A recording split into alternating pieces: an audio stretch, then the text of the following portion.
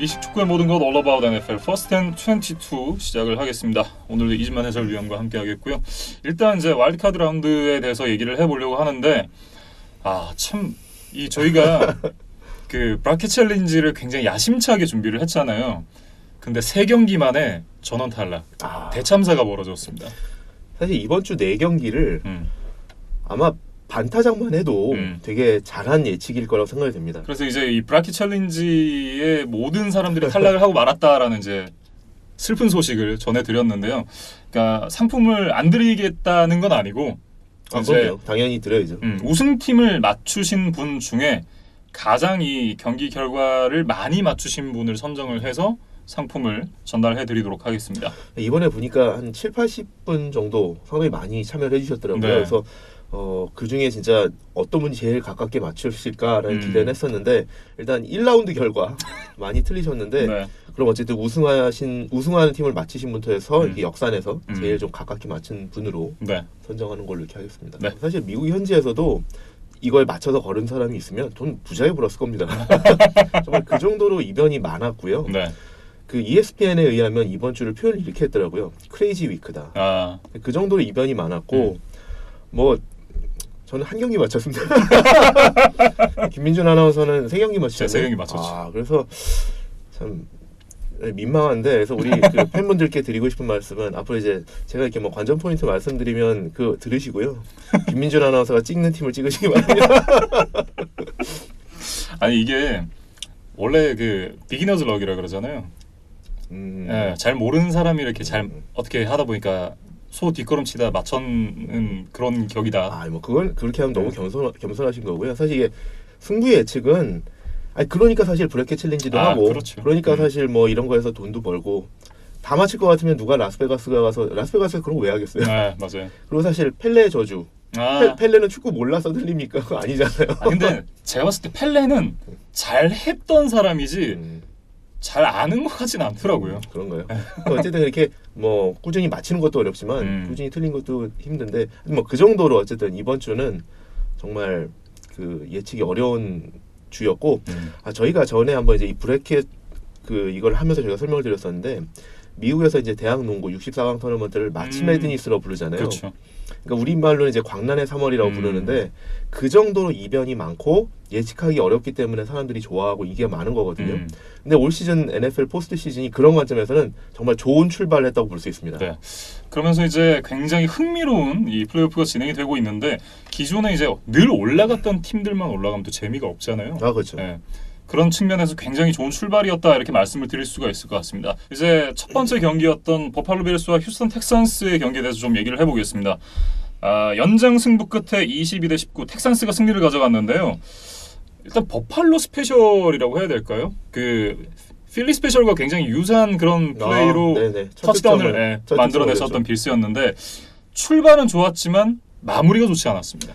네, 그렇죠. 3쿼터 초반까지 버펄로가 16-0으로 좀 일방적으로 리드를 잡았었기 때문에 어떻게 보면 좀 싱겁게 승부가 나나라는 생각을 했었는데 그때부터 경기가 이제 시작되는 거였습니다. 그렇습니다. 사실 이제 그 승리를 굳히지 못했던 것은 이 뭐라고 해야 될까요? 역시나 이제 텍산스가 후반에 턴오버를 만들어내면서 이제 분위기를 좀 가져간 게 주요하지 않았나 이런 생각 드는데요. 그렇죠. 근데 일단 이렇게 말씀을 드려볼까 싶어요. 저희가 이제 지난주 이 경기를 프리뷰하면서 두 선수가 이 경기의 승부에 상당히 영향을 미칠 거다라고 말씀을 드렸는데 한 명이 윌 플러, 그리고 또 한 명이 이제 JJ 와트였는데 한 명은 출전을 했고 한 명을 못했는데 그 두 선수의 존재와 부존재가 이 승부에 상당히 큰 영향을 미쳤죠. 그래서 사실 이제 초반에 빌스가 쉽게 앞서갈 수 있었던 요인이 저는 이제 윌 플러의 부재가 상당히 컸다고 생각을 하거든요. 그러니까 윌 플러가 없었기 때문에 디안드레 홉킨스라든지 이제 더 주축이 되는 선수들한테 커버리지가 집중이 될 뿐만 아니라 이제 윌 플러는 사실 이제 좀 스피디한 리시버이기 때문에 소위 말하는 이제 수비를 스트레치해주는, 수비를 좀 벌려주는 역할을 해줘야 되는데 그런 요소가 빠지니까 수비가 이렇게 벌려지지 않고 그러다 보니까 중앙 부분이 막히고 그래서 러닝 게임을 할 룸이 줄어들고 또 그 다음에 언더니스 패싱 공격이 안 되면서 한 3쿼터 초반까지 한 16-0까지 끌려갈 때는 뭐 디안드레 홉킨스만이 아니라 사실 리시버들 전반적으로 다 막혔었고요. 그렇죠. 러닝 공격이 정말 안 됐었어요. 그래서 이날 제 기억으로는 부건 맥펄런드가 이런 얘기까지 했었어요. 칼로스 하이드한테 공을 주면 안 된다. 이런 얘기까지 할 정도로 일방적으로 좀 이렇게 경기가 진행이 됐었는데 그 경기의 흐름을 바꿔놓은 게 한순간에 바꿔놓은 게 사실 이제 제이제이 와트였다. 왜 그러냐면 이제 김민준 아나운서 저번 주에 이제 이 경기 말씀하시면서 꼭 어떤 그 이 선수의 기량만이 아니라 팀에 가져다주는 어떤 정신적 지주로서의 역할이 상당히 크다고 말씀해주셨는데 그게 딱 맞았던 거죠. 왜냐면 제이제이 와트가 사실 전반전 때는 피치 카운트에 있었거든요. 그러니까 뭐 많은 스냅을 뛰지는 못하고 아무래도 이제 부상 후 복귀해서 얼마 안 됐으니까. 근데 후반전에 이제 빌스가 드라이브하는 상황에서 서드 다운에서 세이브를 했거든요. 그렇죠. 그러면서 그때 이제 관중들이 열광을 하고 선수들이 그 에너지를 이제 다 받아서 정말 말씀하신 것처럼 한 명이 정말 정신적 지주 역할을 해주면서 팀 전체의 분위기가 살아났었죠. 특히나 그 장면을 보고서 이제 들었던 생각이 역시 휴스턴 텍산스는 제이제이 와트의 팀이다. 아, 그렇죠. 그런 아직까지도 생각이 들었어요. 물론 이제 제이제이 와트가 기량으로는 조금씩 쇠락하고는 있지만 여전히 이 팀에서 차지하는 비중은 정말 크다라고 할 수 있죠. 그리고 이제 그날 이제 경기장에 왔던 동생 TJ 와트가 그걸 보면서 아주 흥분해서 바로 이제 쌔이라고 이렇게 또 인스타에 올리기도 했었는데 어쨌든 이제 그걸 통해서 관중들이 열광을 하고 다시 이제 경기에 몰입하고 선수들이 다시 이제 집중력을 발휘하면서 바로 그 다음 드라이브에서 디션 왓슨이 롱런을 하면서 이제 터치다운을 했었죠. 네. 그리고 16대 0이었었는데 터치다운 후에 2포인트 컨버전까지 하면서 원 포지션 경기로 이제는 추격을 한 거죠. 네. 특히나 이제 이런 부분이 홈구장이 가져다주는 이점이 아닐까라고 좀 생각을 해봤는데요. 사실 이렇게 16대 0에서 뒤처진 상황 원정 경기면 이걸 극복하기 참 쉽지 않았을 텐데 그렇죠. 분위기 한번 오르고 팬들의 어떤 그 뭐라고 해야 돼요? 에너지라고 해야 될까요? 그런 게 이제 선수들에게 전달이 되는 거잖아요. 그렇죠. 그러면서 이제 상대편은 그걸 오히려 더 위축이 되고 그런 거죠. 그래서 이제 그 다음에도 보면 이제 원 포지션 차이로 쫓아간 다음에 이제 제이제이 와트가 해주니까 그 반대편에서 패스러시를 해주는 파트너 위트니 머슬러스가 바로 또 이제 스트립 세컨볼을 했거든요. 맞아요.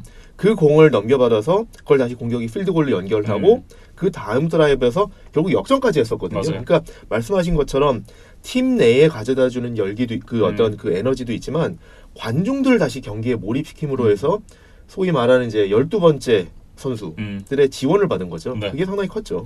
방금 말씀해주셨던 이 위트니 머실러스 선수의 이 스트립색 펌블이 이 경기의 가장 결정적인 포인트였지 않았나. 사실 이 게임 중에 이제 조금 이렇게 약간 백앤포스가 있었기 때문에 하나의 플레이만을 뽑기는 어렵지만 상당히 중요했죠. 네. 중요했고 그게 어쨌든 계속 이제 버펄로를 더 이렇게 궁지에 몰아넣는 그런 어떤 역할을 해줬죠. 네. 근데 어쨌든 나중에 역전이 된 다음에는 약간 어떤 모습이 보였냐면 사실 이제 초반에 하나 좀 말씀을 안 드렸던 것이 초반에 빌스가 리드를 잘 잡는 데에는 뭐가 있었냐면 분명히 빌스가 잘한 것도 있지만 텍산스가 그때까지는 상당히 수비에서 미스태클이 너무 많았어요.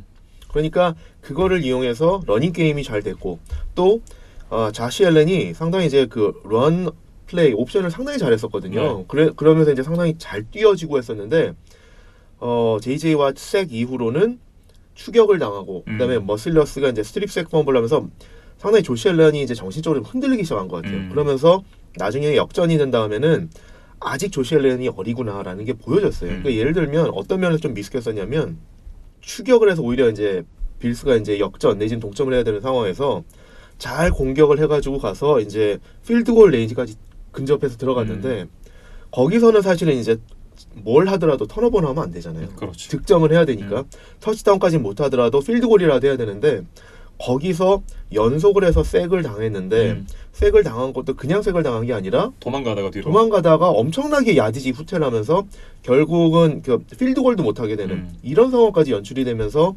상당히 어떻게 보면 그 경기 내내 초반에 3쿼터까지 상당히 리드를 잡는 데 있어서 조시 앨런이 잘해줬던 그리고 시즌 후반에 상당히 이렇게 성숙하면서 많이 성장했다라고 했던 모습들과는 다르게 아직도 어리구나라는 좀 이렇게 좀 그 더구나 플레이오프라는 큰 무대였기 때문에 더 그랬겠지만 상당히 좀 그 상황에는 좀 안 맞는 좀 미숙한 플레이를 좀 보여줬었습니다. 네. 거기다가 이 조시 앨런 선수를 도와주는 선수들도 별로 없었던 것 같다라는 생각이 들었어요. 왜냐면 이날 러싱 리더도 역시 조시 앨런이었고요. 그렇죠. 100야드 리시버가 제 기억에 단 한 명도 없었던 것 같거든요. 네네. 네. 그래서 이제 결국 이제 나중에 가서 이제 3쿼터 이후에 역전이 될 후부터는 사실 페이가 완전히 말렸죠.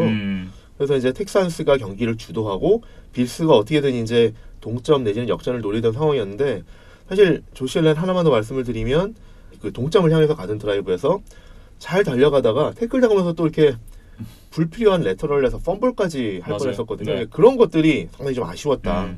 그런 데서는 그냥 안전하게 그냥 태클 당하고 계속 드라이브를 하는 것들이 필요했는데 네. 근데 어쨌든 빌스 입장에서는 다시 한번 기회를 잡아서 필드골을 성공시키고 연장까지 갔죠. 그래서 다행히 연장까지는 갔는데 연장전에서는 사실 이제 디션 왓슨의 어떤 그 스타로서의 자질을 입증하는 무대였죠. 네. 디션 왓슨이 사실 이날 전반전에 큰 리드를 당하는 데 있어서는 디션 왓슨이 상당히 색을 좀 많이 당했잖아요. 이날 경기에서 색을 7개나 당했었는데 사실 이 경기가 올 시즌 디션 왓슨이 색을 6개 이상을 당하고 승리한 첫 경기였거든요. 그러니까 사실 그 어떤 그 공식을 봤을 때는 패했어야 되는 경기인데 디션 왓슨이 후반에 그다음에 연장전에 가서 사실 기적적인 플레이를 좀 보여줬죠. 특히 이제 연장에 갔을 때는 8번째 색이 정말 유력한 상황. 그러니까 빌스 수비가 2명이 사실 샌드위치에서 색을 하려는 상황을 잘 빠져나가서 네. 그걸 오히려 진짜 거의 터치다운 근접하게 하는 패스를 만들어서 결국 위닝 필드골을 만들어냈었죠. 그 플레이도 굉장히 좀 인상적이었거든요. 그렇죠. 요리조리 슉슉 피해가지고. 그래서 그 플레이를 보면서 사실 어떤 플레이가 또 연상이 됐었냐면 저희가 이제 올해 이제 또 깊이 다뤘던 것 중에 이제 레이더스하고 경기 중에 디션 왓슨이 이제 패스 러시를 피하다가 레이더스 수비수의 발에 눈을 맞았었잖아요. 맞아요.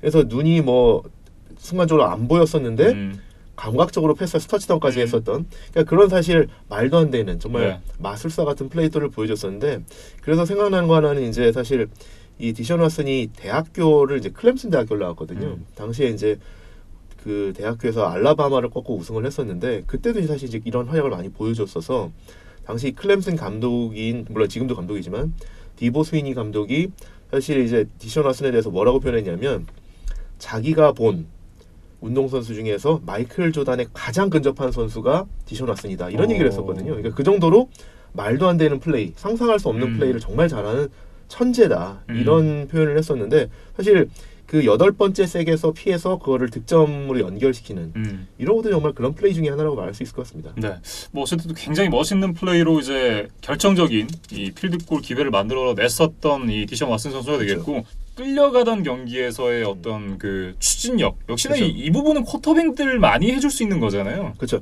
결국 승부는 뭐 쿼터백이 중요하게 그 좌우를 하니까. 근데 이제 한 명만 더 못해자 그러면 저는 이날도 JJ 와트의 역할이 정말 컸다고 생각해요. 아까 말씀드린 그 첫 번째 색 이후에도 사실 자시 알렌이 계속 후반에 이제 당황하고 전반전 같은 플레이를 못하는 데 있어서는 JJ 왓이 꼭 색까지는 아니더라도 패스러시를 계속 잘해줬거든요. 네. 그러면서 수비에서의 JJ 왓, 공격에서는 역시 쿼터백 디션 왓슨 이 두 명의 슈퍼스타가 결국 팀을 캐리해서 역전승까지 이끌었다라고 이렇게 생각이 됩니다. 네. 그리고 이제 빌스 같은 경우는 이 경기를 지면서 1995년 이후에 단 한 번도 플레이오프 승리가 없어요. 그렇죠.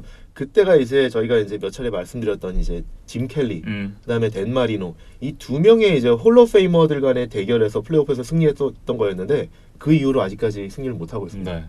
근데 그래도 좀 의미를 찾아보자 그러면 지금 이제 버플로 빌스는 올 시즌을 아쉽게 이제 마감을 했지만 올 시즌은 앞으로의 포텐셜을 확인했던 유의미한 해였다라는 생각이 듭니다. 네. 왜냐하면 전반적으로 수비가 너무 좋잖아요. 젊은 선수들 중심으로 해서 수비가 전반적으로 좋고 공격에서는 러닝백 데빈 싱글테리라는 앞으로 미래에 계속 팀을 이끌어줄 좋은 러닝백을 찾았고요. 그다음에 무엇보다도 조시 앨런이라는 쿼터백이 가능성이 있구나라는 걸 확인한 특히 시즌 후반부에는 대단한 성장세를 보였기 때문에 팀메이트들로 신뢰하고 팬베이스들이 이제 믿을 수 있는 그런 쿼터백이 왔다라는 희망을 가질 수 있을 것 같습니다. 그래서 예년과는 달리 올해 플레이오프에서 탈락한 거는 그래도 앞으로를 좀 기대하면서 희망을 가질 수 있는 해였다라는 의미에서는 좀 큰 의미가 있지 않나라는 생각을 해봅니다. 네. 반면 이제 휴스턴 같은 경우는 이 경기를 이기면서 이제 디비저널 라운드에 진출을 하게 됐는데 그 다음 경기 결과가 어쨌든 뭐 패치의 승리가 좀 유력은 아니지만 패치가 승리하지 않을까라는 생각을 이제 많이들 했을 거기 때문에 그렇게 되면 이제 볼티모어 레이븐스랑 경기를 해야 되잖아요. 네.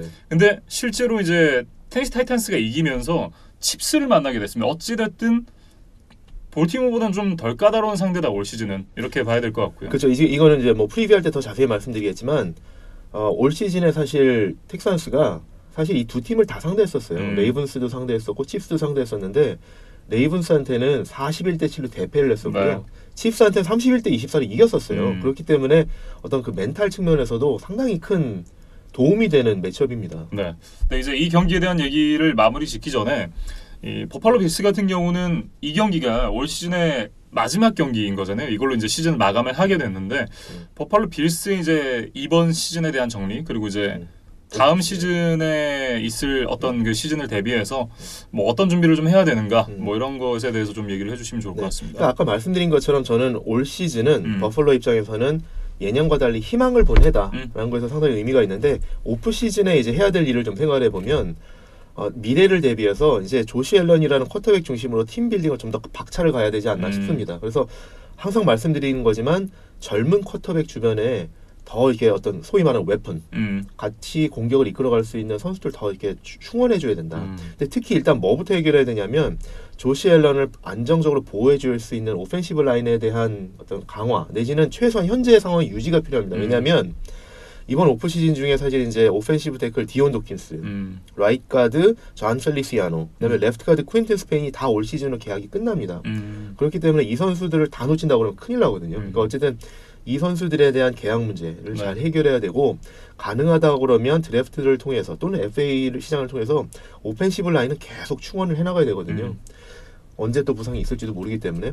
그다음에 두 번째로는 사실 버플로 빌스가 수비는 좋다고 말씀을 드렸는데 공격이 올해 상대적으로 취약했던 면에 있어서는 조시 앨런 외에도 공격에서 플레이메이커들이 좀 부족합니다. 그래서 사실 데빈 싱글테리가 이제 막 성장하기 전까지는 사실은 리시버들이 너무 약하기 때문에 패싱 공격이 더 안 된 부분도 있거든요. 물론 조시 앨런도 같이 성장을 하는 거지만 그래서 사실 지금 넘버원 리시버가 이제 존 브라운 한 명이고 그 다음에 이제 넘버 2가 이제 슬롯 리시버 콜 비슬리인데 사실 브라운하고 콜 비슬리하고 갭이 좀 있고요. 비슬리가 넘버 2 리시버 하기엔 너무 취약합니다. 그렇기 때문에 가능하다 그러면 이제 드래프트에서 좋은 리시버를 좀 찾아보는 것 내지는 FA 시장에서도 좀 괜찮은 존 브라운 내지는 그 이상의 리시버를 좀 찾아보면 어떨까 싶습니다. 그래서 과제는 계속 그 조시 앨런 중심으로 팀 빌딩을 좀 잘하는 그런 것들이 좀 필요할 것 같습니다. 네, 어찌됐든 이제 가능성을 엿본 한 해였다 이렇게 좀 정리를 할 수 있을 것 같고요. 네, 이것으로 이제 버팔로 빌스와 휴스턴 텍산스의 경기에 대한 얘기를 마무리 지어보겠습니다.